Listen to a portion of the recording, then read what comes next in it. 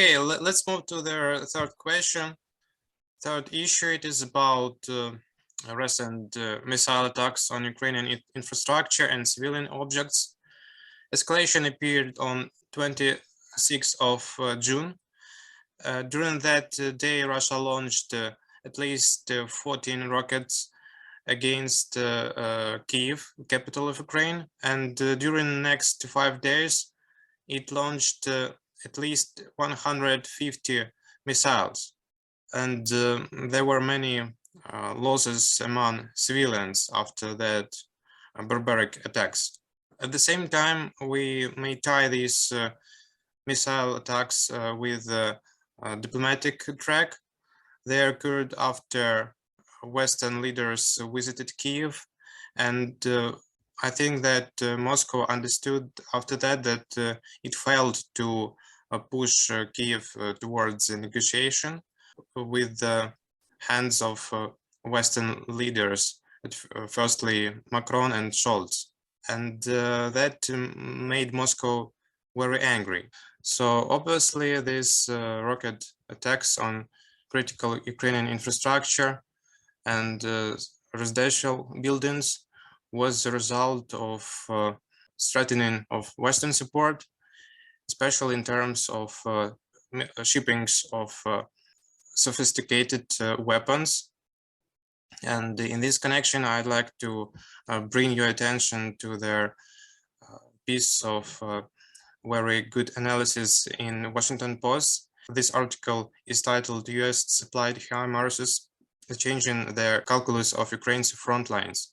It is claimed that Ukraine successfully targets warehouses where enemy officers and weaponry are stationed. And if you follow developments on the front line, you will witness that during last 2 weeks, Ukraine successfully targeted at least a dozen of munition depots and another facilities where Russians accumulated their munitions and weaponry. So that poses a real threat towards Russian attempts to occupy Donbas region, and they will slow down their advances, because without sufficient numbers in terms of munition, Russian tactics of firewall. So let's discuss these latest developments on the front line in terms of Western supplies, and maybe let's predict how the situation on the front line will change after Ukraine will receive more HIMARS systems. First of all, I'd like to give you my hypothesis why Russians made these massive missile strikes on civilian objects. I think that it was connected to some changes in leadership, military leadership in Russian operation. And first of all, as I understood, General Solovian, he is a commander-in-chief of Russian Space and Air Force, was trying to show Putin that he is more capable and better than older generation of general like Gerasimov, and he showed these capabilities to make a massive attacks on Ukrainian territory. It was connected actually, of course, on the whole course of action of Russian operation on Donbas, trying to break through Ukrainian defense, and at the same time to break Ukrainian morale and the spirit to resist in all of Ukrainian nation. So they made a lot of intentions on Donbas, as you know, and at the same time made a lot of missile strikes against Ukrainian cities.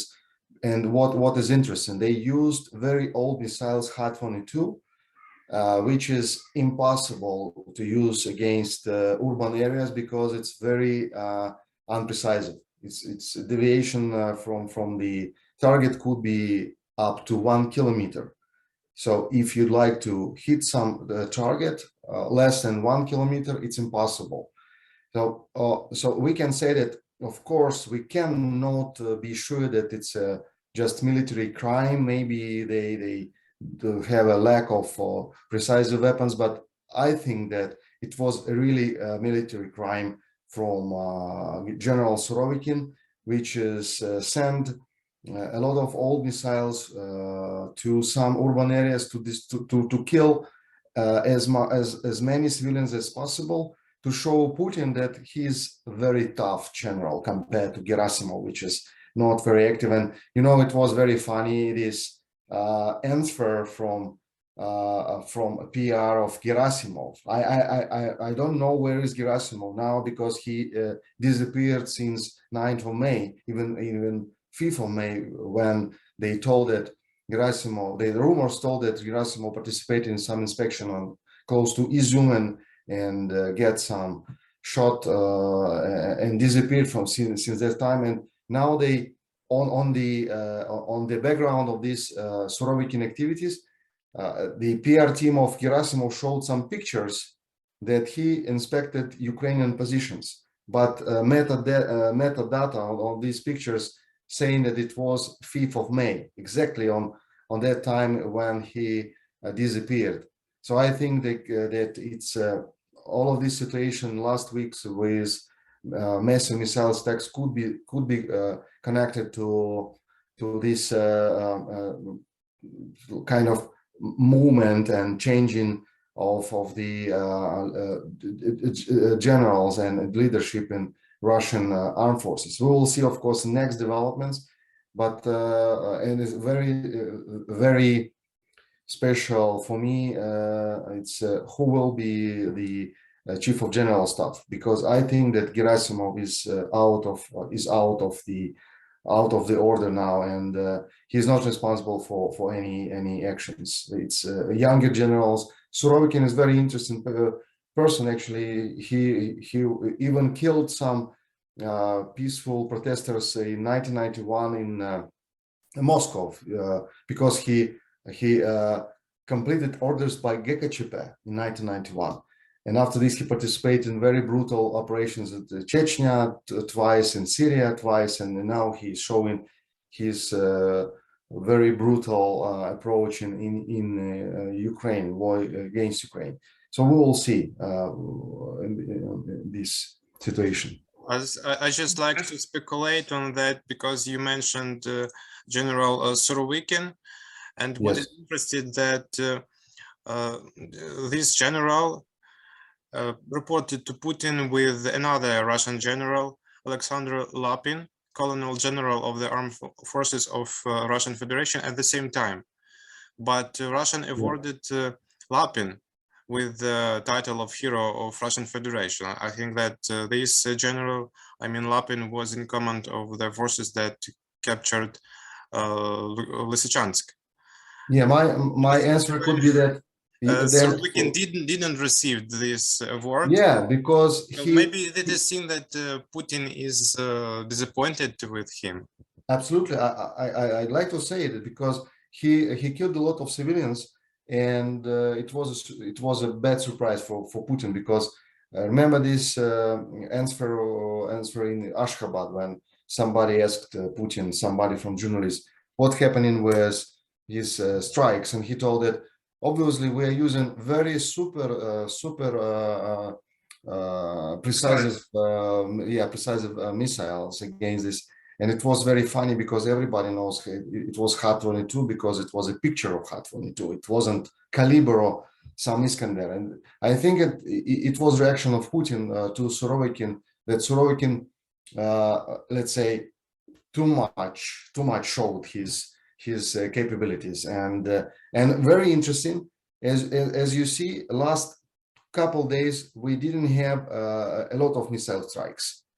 Second or third days they didn't use this Khat-22 missile, and it could be that Putin asked, guys, what is going on actually, what is the pictures? And even Peskov told that, and Lavrov told, and all of these guys and these propagandists trying to say something to explain, but I think finally some signal got to Putin that it's absolutely crazy situation, and they stopped to use these missiles. And this is the problem for us is that they have the lack of these caliber missiles, which are precise, not super precise, but more precise than these hard type missiles. And after some time, they will continue using these hard missiles, especially these HA-22. I think that why they're using it, because they have a lot of them in their stockpiles.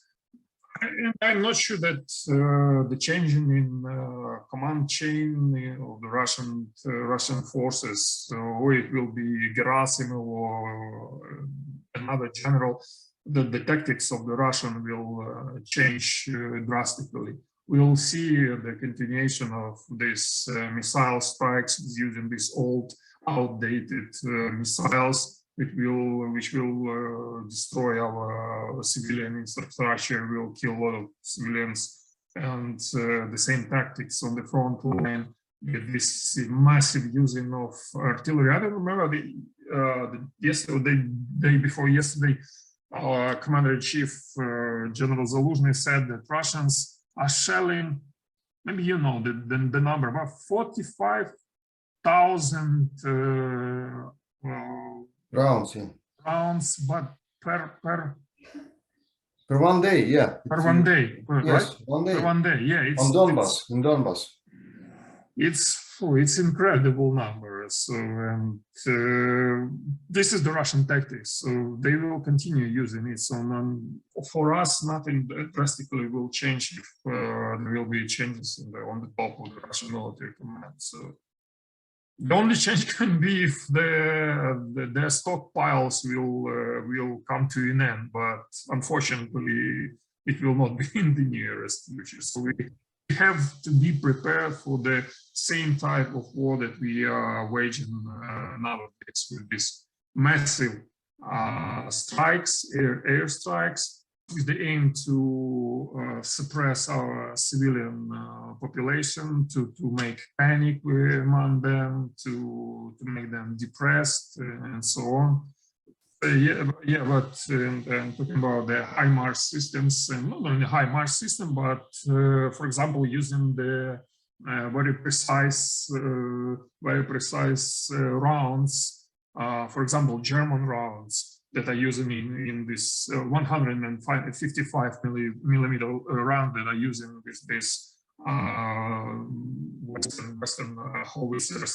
So they will of course change the situation on the front line, but there have to be the certain amount of them. I mean, the concentration on this or that direction, they have to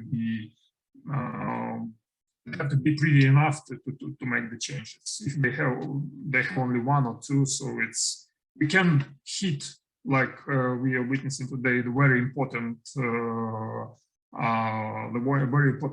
targets like the military depots. But to make very drastic changes for a counteroffensive operation, not attack, but operation, we have to have them more. So I'm expecting that these weapons are coming nowadays and will come in the near future, and somewhere in the August or in the beginning of September we will see the drastic changes on the some directions on the front. Yes, I think it's a great conclusion, and we may follow to the next question. It is about the Belarusian factor, and I'd like to highlight that on the 25th of June, Lukashenko met with Putin in St. Petersburg, and after another summit of two dictators, there was a significant increase in missile attacks from the territory of Belarus. And Russia continue using its airspace as well as land infrastructure to target Ukraine. So what do you think? Whether it is an provocation of Kremlin in attempt to involve Minsk in a more severe scenario? What we may predict on potential developments on this track? Whether Belarus will engage in the war in Ukraine, especially in terms of land operation? Yeah, I think first of all, Lukashenko, of course, the already promised to Putin participate in this war, and he actually told it about several times. And I'm sure that Lukashenko promised, but he, of course, doesn't want. He understands that the direct participation in land operation by Belarus armed forces against Ukraine will be started of the countdown of final countdown of Lukashenko regime, and he will avoid it any possible case and reasons. In the same time, I would like to give you another interesting point. It's about nuclear weapon, because these two dictators, they played a scene in for public when they started to discuss possibility of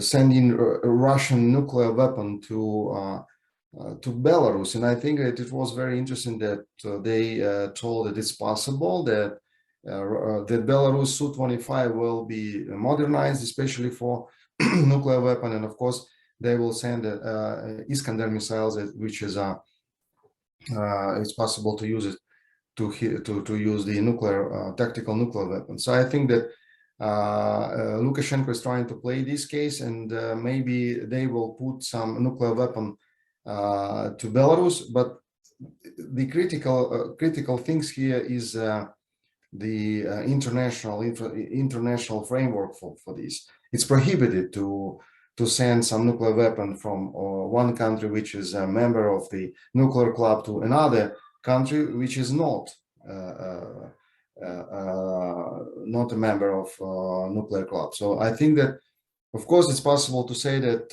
it's end of Belarus sovereignty totally, and maybe it will be officially proclaimed because they started to say again about the joining of two states. Maybe it will be they are in fact the union state.